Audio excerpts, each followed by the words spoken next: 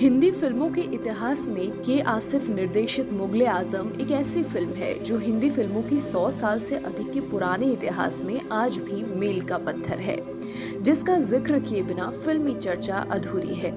अपने सुमधुर गीतों और बेहतरीन संगीत के चलते इस फिल्म के 1 दर्जन गाने आज भी सुपरहिट हैं।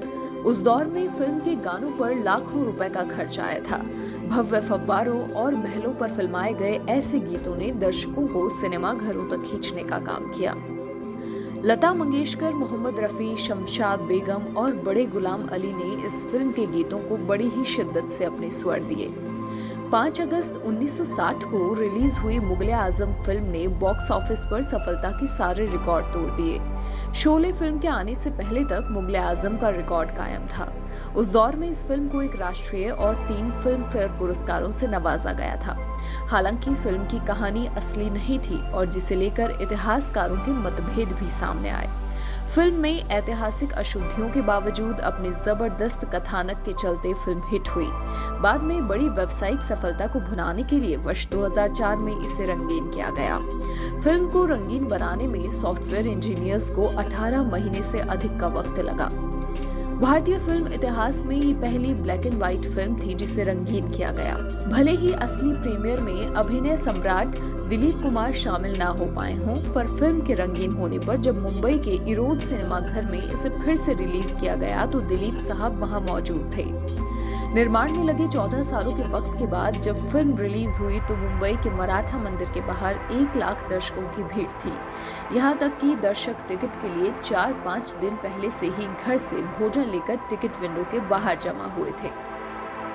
देश के 150 सिनेमाघरों में एक साथ रिलीज हुई मुगले आजम उस दौर में 1.5 करोड़ रुपए से बनकर तैयार हुई थी, जिसकी आज की कीमत लगभग 60 करोड़ रुपए कही जाएगी।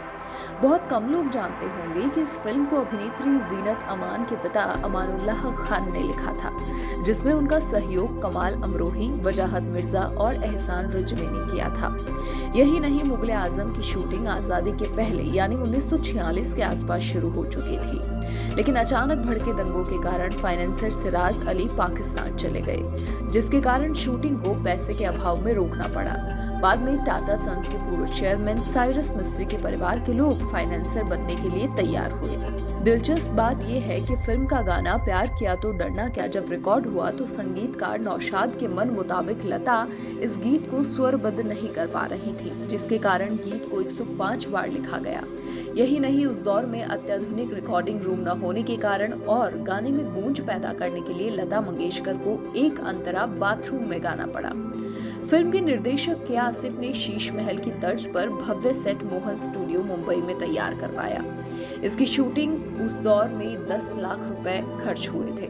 इसे बनाने में 2 वर्ष लगे थे। निर्माण के लिए कांच बेल्जियम से मंगवाया था।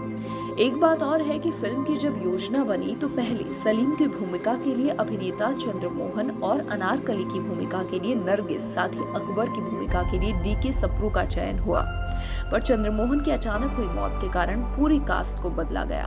फिर दिलीप कुमार और मधुबाला को लिया गया। ये भी कहा जाता है कि अभिनेत्री नरगिस ने दिलीप कुमार के साथ काम करने से साफ मना कर दिया। इसके पीछे का कारण राजकुमार और नरगिस की मां जद्दनबाई को कहा गया।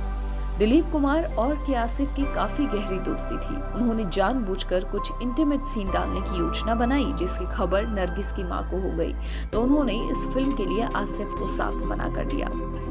सबसे महंगी फिल्मों में शुमार मुगले आजम की शूटिंग में इस्तेमाल किए गए कपड़ों को दिल्ली में सिलवाया जाता था। इसके बाद सूरत में इनकी नक्काशी की जाती थी। फिर हैदराबाद में ज्वेलरी तैयार की जाती थी। जूतों के लिए स्पेशल आगरा में ऑर्डर दिया गया था। एक बात और, सलीम और अकबर के बीच हुए युद्ध के फिल्मांकन के लिए भारतीय सेना के जवानों की मदद लेकर जयपुर में इसकी शूटिंग हुई, जिसमें 2000 ऊंटों, 400 घोड़ों और 5000 सैनिकों के साथ इन दृश्यों को फिल्माया गया। फिल्म के 60 साल पूरे होने पर के आसिफ के बेटे अकबर आसिफ ने इस फिल्म की स्क्रिप्ट को ऑस्कर लाइब्रेरी को सौंप दिया है, जो हिंदी, अंग्रेजी और रोमन में है। फिल्म पर एक किताब दास्तान मुगले आजम भी लिखी गई है। अकबर आसिफ के कहने पर लंदन में प्रख्यात पेंटर MF हुसैन ने पेंटिंग्स की एक सीरीज भी तैयार की थी।